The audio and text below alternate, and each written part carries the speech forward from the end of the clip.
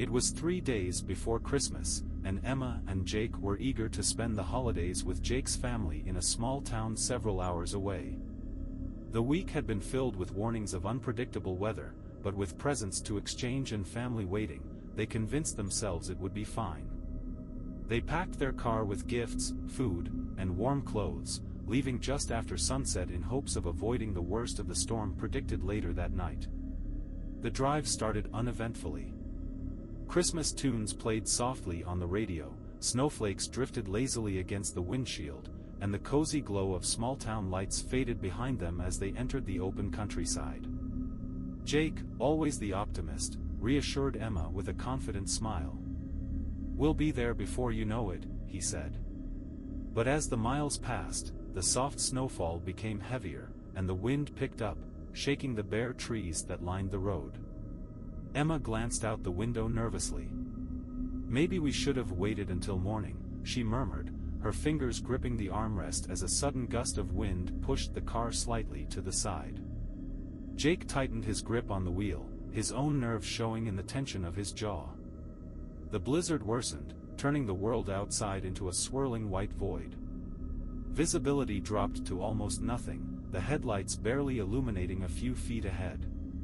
They slowed to a crawl, the wipers working furiously against the snow piling on the windshield. Then, the GPS signal began flickering, the route disappearing from the screen before vanishing entirely. "What do we do now?" Emma asked, her voice tense. She checked her phone, but there was no service. Jake sighed, scanning the blank road ahead. "We'll keep going slowly. We'll hit a town eventually." But after another 10 minutes, the storm became too fierce. The car's tires slipped occasionally on the icy road, and the howling wind drowned out the radio. Finally, Emma insisted, "We should pull over. It's not safe." Reluctantly, Jake agreed. He steered the car onto the shoulder, though it felt more like guessing where the road ended and the snow-covered fields began.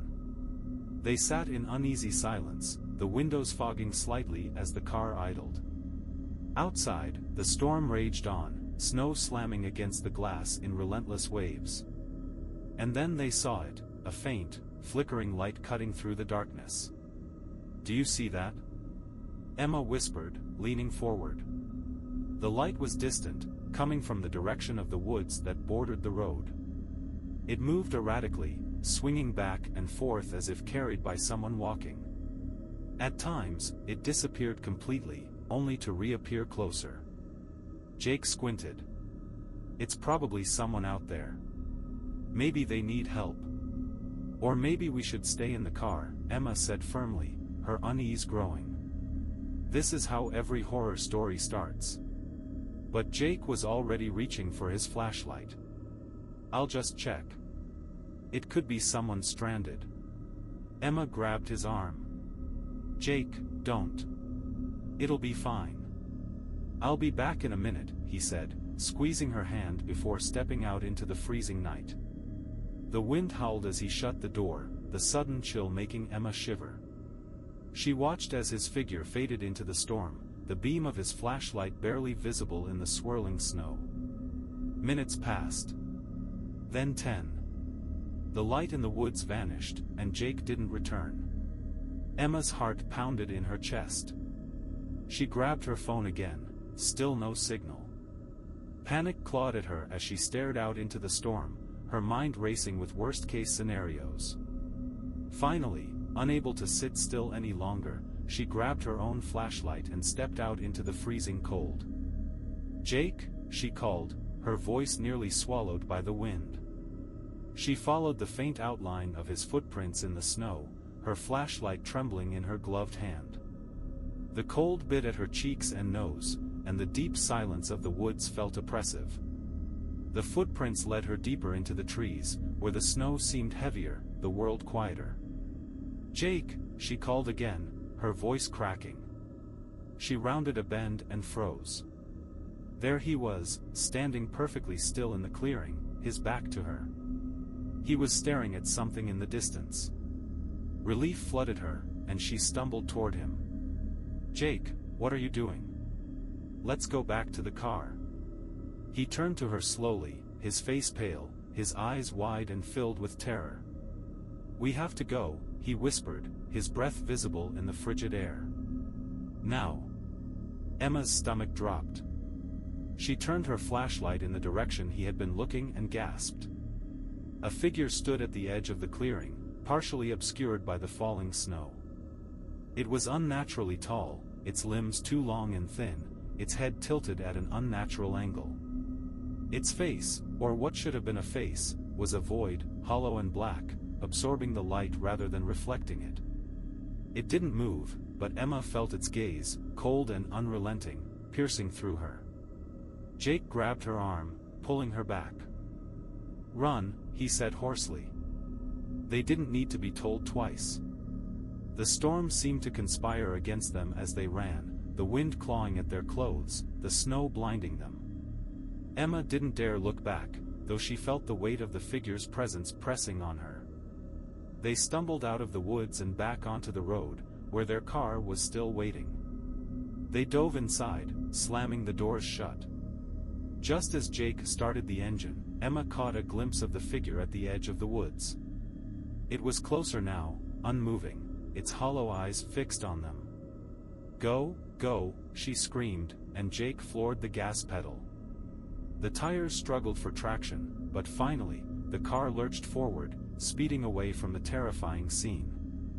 They didn't stop until they reached the lights of the next town, their breaths shaky, their hands trembling. Jake parked outside a small gas station, and they sat in silence, trying to process what had happened. Emma glanced back down the road, half expecting to see the figure again. But it wasn't there. Only the storm remained, a haunting reminder of the night's events. Some things, Emma thought, aren't meant to be understood. It was a freezing December evening when a group of 4 teenagers, Chris, Lily, Mia, and Ethan, decided to explore the hiking trail that wound through the woods near their small town. Restlessness had driven them from the warmth of their homes, a mix of boredom and teenage bravado urging them to seek adventure despite the biting cold. Armed with flashlights, bundled in layers, and full of nervous excitement, they set out around 9 p.m., their laughter echoing into the stillness of the winter night. The trail was quiet, blanketed in fresh snow that crunched loudly under their boots. Their breath hung in visible puffs as their flashlights carved narrow beams of light through the darkness, illuminating the skeletal trees towering above them. The woods had an eerie stillness, the usual hum of life muffled by the weight of the snow and the oppressive cold. "This was a dumb idea," Lily muttered, pulling her coat tighter around herself. Her cheeks and nose were red from the chill, and her eyes darted toward the shadows cast by her flashlight. "Oh, come on," Chris teased, flashing her a cocky grin. "It's just a trail. What's the worst that could happen? We'll be back before you know it." "Yeah," Ethan added, trying to sound nonchalant. "A quick walk, then back home for Coco." As they ventured deeper, the forest seemed to change. The trees grew thicker, their skeletal branches tangling into a dense canopy that blocked out what little moonlight had guided them. Even the faint whistle of the wind faded, leaving only the sound of their footsteps crunching through the snow. The silence was unsettling, as if the forest itself were holding its breath. "Did anyone else hear that?" Mia asked suddenly, her voice breaking the uneasy quiet. The group froze, flashlights sweeping through the surrounding trees. At first, there was nothing but silence. Then, faintly, came the sound of footsteps, soft, deliberate crunches in the snow, coming from somewhere ahead. "Probably just an animal," Chris said, though his voice lacked its usual bravado. He started forward again, trying to shake off the creeping unease. The others hesitated before following, their previous chatter replaced by wary glances over their shoulders. The footsteps didn't stop. Instead, they grew louder, closer. Lily paused and swung her flashlight toward the trees, her hands trembling slightly. The beam illuminated only the gnarled bark of trees and the thick blanket of snow. "I don't like this," she muttered. Let's just go back." Chris shook his head, though his pace had quickened. "We're almost at the clearing," he said, more to reassure himself than anyone else. The clearing was supposed to be their destination, a wide, open area where the moonlight would make the woods feel less claustrophobic. But when they arrived, the sight that greeted them made their stomachs drop. The snow in the clearing was disturbed, marked by deep, erratic tracks as though something heavy had been dragged through it. The winding path led deeper into the woods, disappearing into the dense thicket beyond. At the edge of the clearing stood a figure, barely visible in the dim light. It was hunched over, its back turned to them, and its head tilted at an unnatural angle, as if listening. "Do you see that?" Mia whispered, her breath catching in her throat. "Hello?" Chris called out, his voice cracking. The figure didn't respond. For a moment it was eerily still, blending almost seamlessly with the shadows of the trees. Then it moved, its jerky, unnatural movements making the group take an involuntary step back. The sound of its limbs scraping against each other was faint but unmistakable, a grotesque parody of human motion. Slowly, it turned toward them, revealing a pale, gaunt face with empty, hollow eyes that seemed to suck in the light from their flashlights. The group froze in terror. Chris was the first to react, grabbing Lily's arm and yelling, "Run!" They bolted back the way they'd come, their feet slipping on the snow-covered trail. The sound of their ragged breathing and pounding footsteps echoed in their ears, but beneath it, they could hear something else, the relentless crunch of snow as the figure pursued them. The trail, which had seemed straightforward on their way in, now felt like an endless maze. The trees seemed to press closer, their twisted branches clawing at the edges of the light. Lily tripped, her scream piercing the night as she hit the ground. Ethan stopped to pull her up, his flashlight dropping into the snow, but the delay cost them precious seconds. The footsteps were closer now, impossibly fast. When they finally burst onto the main road, the sound stopped.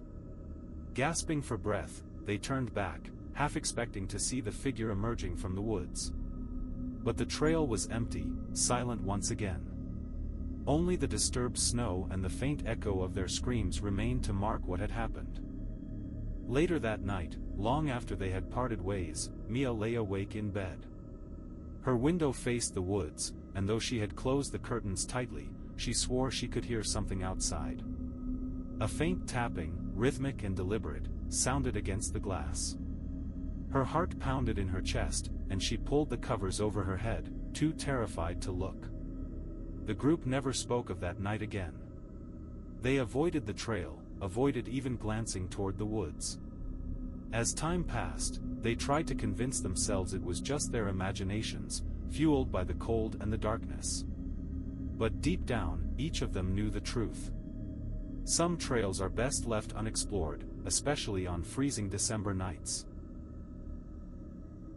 The house was alive with the sounds of Christmas. Laughter echoed through the warm living room, blending with the cheerful jingles of holiday music and the clinking of glasses as the family toasted to another year together. The scent of pine and cinnamon filled the air, and the children, barely able to contain their excitement, darted around the brightly lit Christmas tree, its branches heavy with ornaments. Presents in colorful wrapping paper were stacked beneath, promising a night full of joy and surprises. Outside, the snow fell steadily, blanketing the neighborhood in a serene layer of white. The twinkling lights strung along the houses and trees created a picturesque winter scene, one straight out of a postcard. It was the kind of Christmas night that people dreamed about. As the clock struck 7 p.m., the festive atmosphere was interrupted by a sharp, deliberate knock at the door. The sound cut through the chatter, and the family paused, glancing toward the entrance. Who could that be at this hour? Aunt Margaret wondered aloud, her brow furrowing. She set her mug of mulled wine on the coffee table and turned toward Uncle Tom, who was already getting up. Tom strode to the door and opened it, his boots creaking on the wooden floor. The cold air rushed in, sending a shiver through the room. But there was no one there. The snow on the porch lay undisturbed, pristine except for the faint tracks of wind-blown flakes. "Probably just kids playing pranks," Tom said with a shrug, closing the door firmly. The family laughed nervously and returned to their festivities, but an undercurrent of unease had taken hold. Moments later, the knock came again, louder this time. A heavy, deliberate sound that made the children jump and clutch their parents' arms. "All right, let's settle this," Tom muttered, heading back to the door. This time, as he opened it, a figure stood at the edge of the porch, half shrouded in shadow. It was a man, his clothes tattered and old, his face hidden beneath a hood. He stood motionless, swaying slightly, as the wind tugged at the frayed edges of his coat. "Can I help you?" Tom asked, his voice cautious but firm. The man said nothing, his silence stretching uncomfortably. His presence was unnerving, and a chill seemed to creep into the room from where he stood. "Maybe he needs help," Aunt Margaret offered hesitantly from her seat.